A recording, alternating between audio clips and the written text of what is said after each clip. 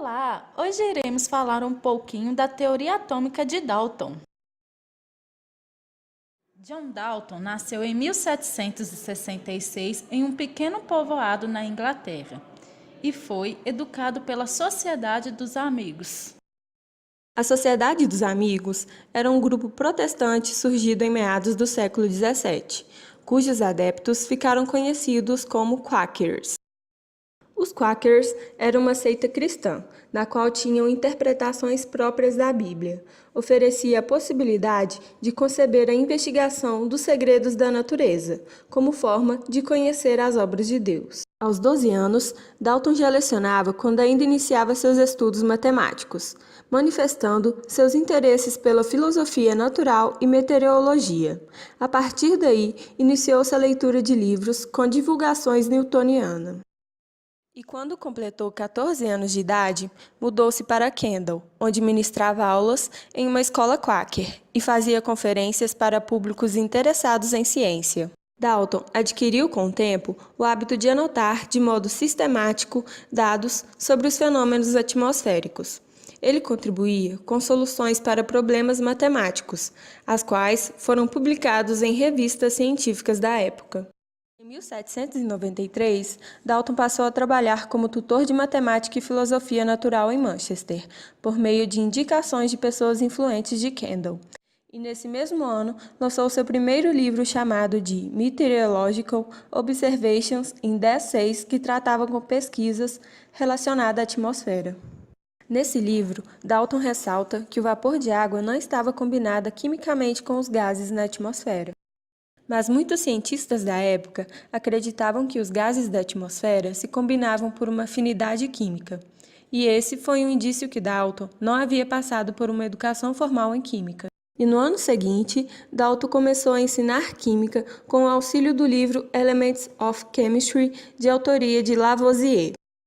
Então ingressou na Literary and Philosophical Society da cidade, no qual se tornou secretário e depois presidente.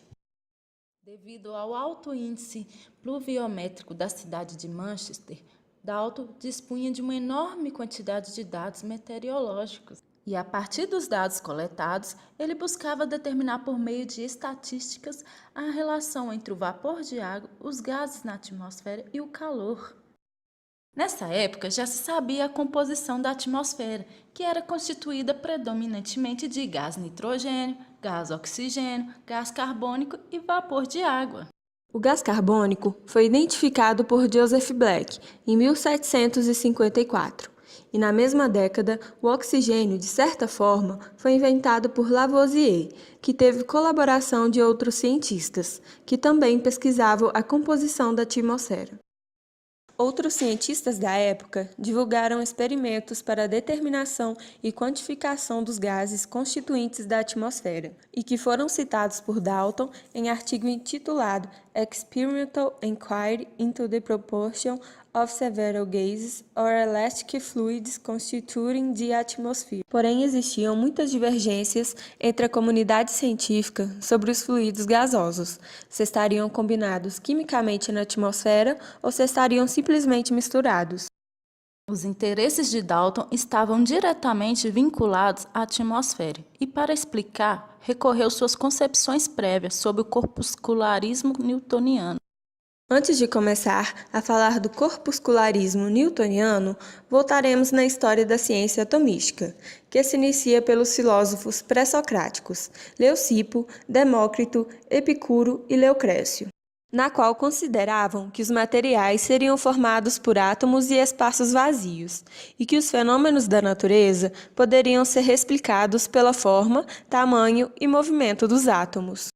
Essa teoria teve várias críticas, e um dos críticos foi Aristóteles, que defendia que os materiais seriam constituídos por 4 elementos: terra, água, ar e fogo.